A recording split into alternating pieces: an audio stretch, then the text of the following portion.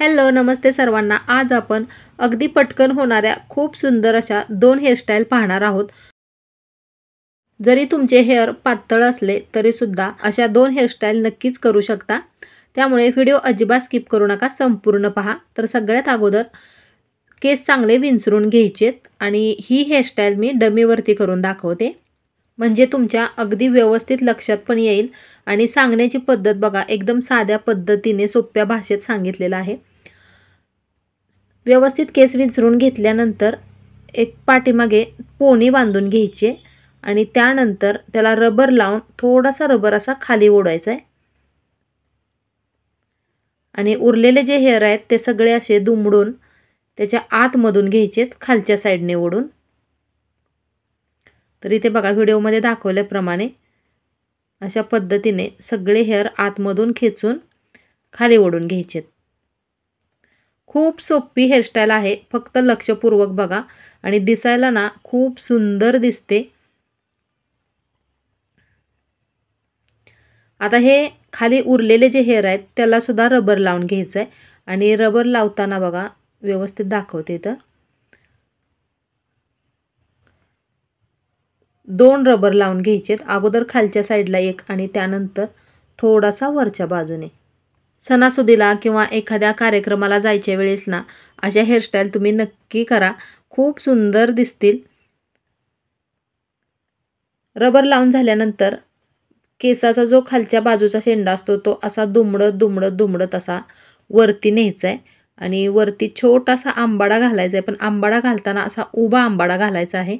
वरच्या बाजूने आणि खालच्या बाजूने हेअर थोडे थोडेसे असे पुल करायचेत आणि फुगवून घ्यायचा आहे आंबाडा। माझ्या डमीचे पण हेअर भरपूर असे पातळ झाले, त्यामुळे इथं व्यवस्थित असा आंबाडा तुम्हाला दिसत नसेल, पण जेव्हा तुम्ही स्वतःवरती हेअरस्टाईल कराल ना खूप सुंदर दिसेल आणि नक्की मला कमेंटद्वारे कळवा। त्यानंतर बघा साईडने असा यू पिन लावून मी सेट करून घेते। आंबाडा व्यवस्थित सेट करायचा आहे यू पिनच्या द्वारे। यानंतर अजून एक हेअरस्टाईल मी तुम्हाला दाखवणार आहे। अगदी 2 मिनिटामध्ये हेअरस्टाईल ही आपली तयार झाली आहे आणि या पुढची सुद्धा खूप सुंदर आहे खोपा हेअरस्टाईल। तर व्यवस्थित छान असा आंबाडा सजवून घ्यायचा आहे आणि याला सुद्धा यू पिनच्या साहाय्याने सेट करून घेते। चला तर आता पटकन दुसरी पण हेअरस्टाईल पाहूयात। जेव्हा कधी तुम्ही नऊवारी साडी वगैरे वेअर करता तेव्हा खोपा हेअरस्टाईल त्यावरती सुंदर दिसते आणि झटपट होते। यासाठी सगळे हेअर चांगले विंचरून घ्यायचेत आणि त्यानंतर मग याचे 2 सेक्शन करायचे आहेत।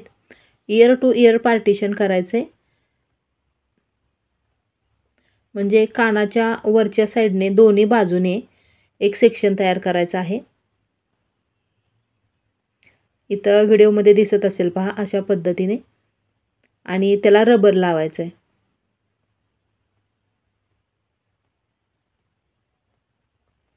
त्यानंतर खालच्या बाजूचे जे उरलेले हेअर आहेत त्याची सुद्धा एक पोनी बांधून घ्यायची। तर इथं दिसत असेल डमीचे बघा मधल्या बाजूचे खूप केस असे विरळ झालेत, त्यामुळे हेअरस्टाईल एवढी व्यवस्थित दिसत नाही आहे, पण माझ्याकडे पर्याय नाही, आता याच डमीवरती मला हेअरस्टाईल करून दाखवावी लागते। तर पोनी बांधून झाल्यानंतर एक साधी सिंपल अशी वेणी घालायची आहे। खालच्या बाजूने पण आणि वरच्या साईडने पण अशा 2 वेण्या वेगवेगळ्या घालून तयार आहेत आणि त्याला रबर लावून आतमध्ये असे दुमडून घ्यायचेत, म्हणजे पॅक करून घ्यायचे रबर लावून। तर इथं दिसत असेल दोन्ही वेण्या मी कशा पद्धतीने दुमडलेल्या आहेत।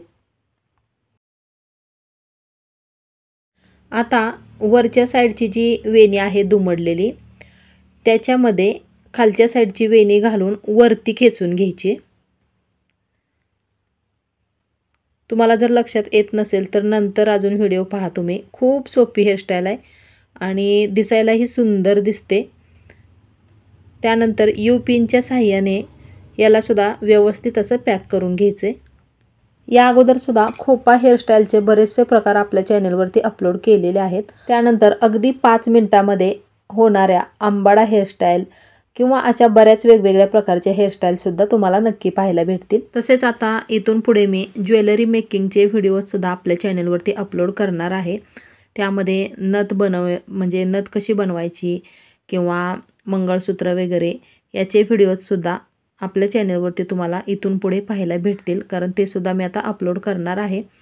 चॅनलवरती जर कोणी नवीन असाल तर प्लीज आपल्या चॅनलला लाईक, शेअर आणि सबस्क्राईब करायला अजिबात विसरू नका. त्यामुळे माझे नवीन नवीन व्हिडिओज तुम्हाला नक्कीच पाहायला भेटतील. व्यवस्थित छान असा खोपा घालून झाल्यानंतर त्यालासुद्धा सजवून घ्यायचं आहे. तर अशा पद्धतीने मी सजवलेलं आहे. आणि हे जे 2 दिसत आहेत तुम्हाला चंद्रकोर, ते सुद्धा मी घरी बनवलेले आहेत. त्याची डिझाईन मी घरी तयार केली आहे. तर फ्रेंड्स, या दोन्ही हेअरस्टाईलपैकी तुम्हाला कोणती हेअरस्टाईल आवडली कमेंटद्वारे नक्की कळवा. चला तर मग मी लवकरच भेटते अशाच नवीन एका छानशा वेगळ्या व्लॉगमध्ये पुढच्या व्हिडिओमध्ये. व्हिडिओ संपूर्ण पाहिल्याबद्दल खूप खूप मनापासून धन्यवाद.